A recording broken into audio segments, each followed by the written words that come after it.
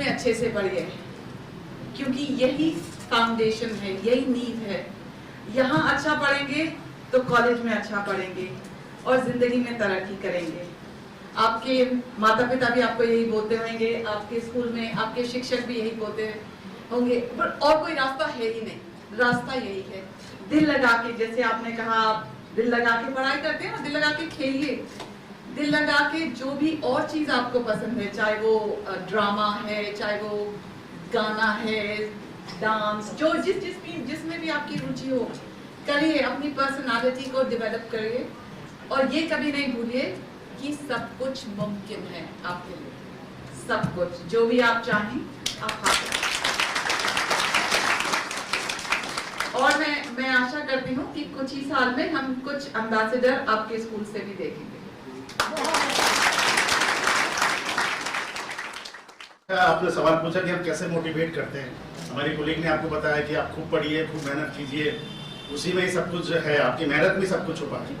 तो ये बहुत ही इंपॉर्टेंट चीज़ है कि हम कैसे वहाँ पे मोटिवेट करते हैं। हमारा काम है भारत और जिस कंट्री में भी हम पोस्टेड है उसके संबंधों को बढ़ाना।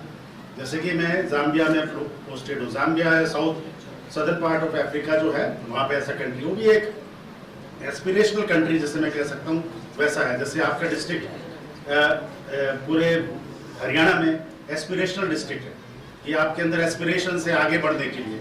जाम्बिया भी ऐसी एक जगह है, उसमें भी एक एस्पिरेशन है अफ्रीका में आगे बढ़ने के लिए। तो ये भी जानना जरूरी है कि विदेशों में क्या हो रहा है।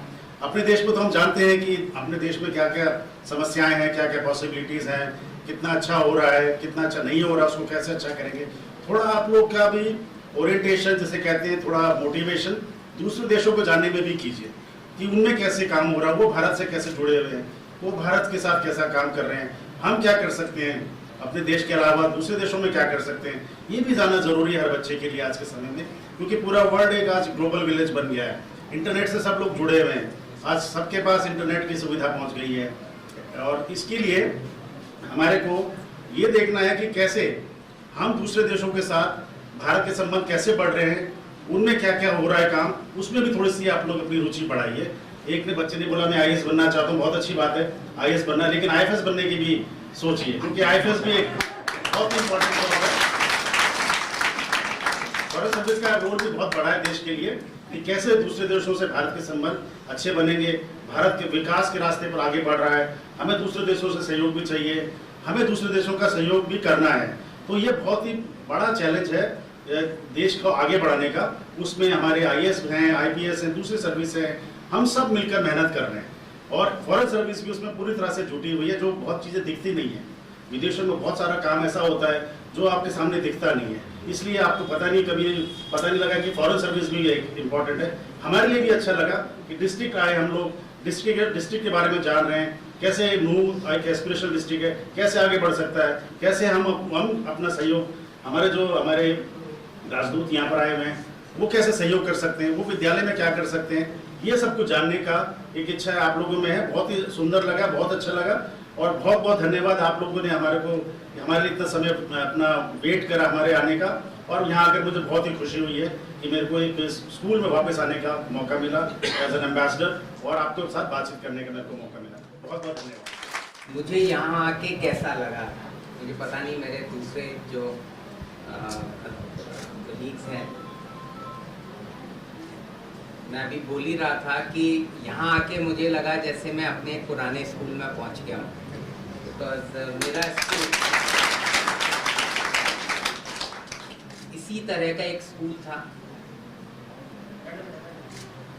हो सकता है आप में से कुछ लोगों ने पेड़ के नीचे भी कक्षा ली हो, यदि नहीं ली हो तो उसका बहुत मजा होता है। पेड़ के नीचे टाटपट्टी पर बैठ के कक्षा लेना। बच्चों, सबसे जो महत्वपूर्ण बात है कि सपना होना चाहिए। जब तक आप सपना नहीं देखेंगे तब तक आप अपने आप को बांध के रखे हो। दूसरा, सपना देखने के साथ साथ सपने के लिए कार्य करने का साहस भी होना चाहिए। बिकॉज सपना जो है किसी जगह मत्था टेकने से पूरा नहीं होता। सपना कर्म करने से या कार्य करने से होता है। तो आप में से बहुत खुशी हुई कि आप लोग बड़े बड़े सपने देख रहे हैं। छोटी जगह से बड़े सपने देखना, और दूसरा जो भी आप प्रयत्न करें पूरी ईमानदारी से करें। तो ज़रूरी नहीं है कि प्रयत्न आपके हमेशा सक्सेसफुल हों, सफल हों, परंतु यदि आपने ईमानदारी से प्रयत्न किया है तो आपको अपने अंदर, अपने दिल के अंदर ये लगेगा कि मैंने जो कर सकता था किया। वो एक बहुत महत्वपूर्ण बात है। तीसरा आपने पूछा कि जापान की टेक्नोलॉजी में ऐसा क्या है जो कि हमारे पास नहीं है। वो यानी दोनों का कंपैरिजन करना थोड़ा सा मुश्किल है, क्योंकि उनके पास जो आधुनिक टेक्नोलॉजी है उसमें उन्होंने बहुत तरक्की की है।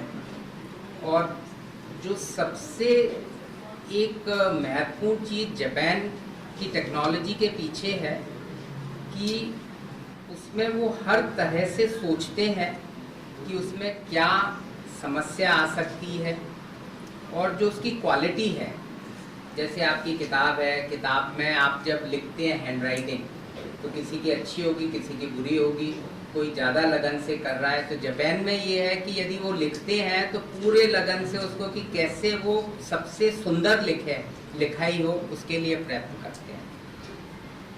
तो जो प्रयत्न है सबसे हाई लेवल के लिए यदि करते हैं, वो उन्होंने शुरू से किया है, और यदि उसमें कोई कमी आती है तो तुरंत उसको समझ के फिर से ठीक करने की कोशिश करते हैं। तो वो एक कारण है जिसके कारण जापान ने टेक्नोलॉजी में काफ़ी तरक्की की।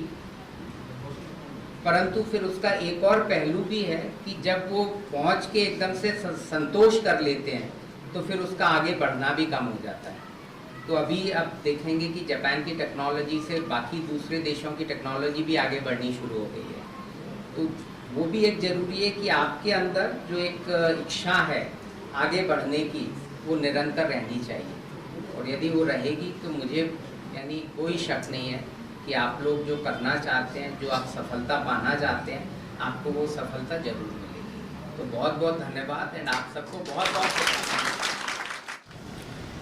आज इंडिया के एम्बेसडर्स जो 7 कंट्रीज़ में हैं, उनका डेलीगेशन एस्पिरेशन डिस्ट्रिक्ट नू में उन्होंने विज़िट की, एंड इस प्रोग्राम के बारे में पूरा जानकारी ली, एंड जो भी हमारी यहाँ पे एक्टिविटीज़ चल रही हैं, गवर्नमेंट स्कीम्स चल रही हैं, उसको रिव्यू किया, एंड उसके बारे में अपने सुझाव और जो भी गाइडलाइंस हैं कि किस तरह से और बेटर इसमें वर्किंग हो सकती है, और जो जिन कंट्रीज़ में हमारे ऑनरेबल एम्बेसडर्स पोस्टेड हैं उन वहाँ के इनसाइट्स भी उन्होंने शेयर किए।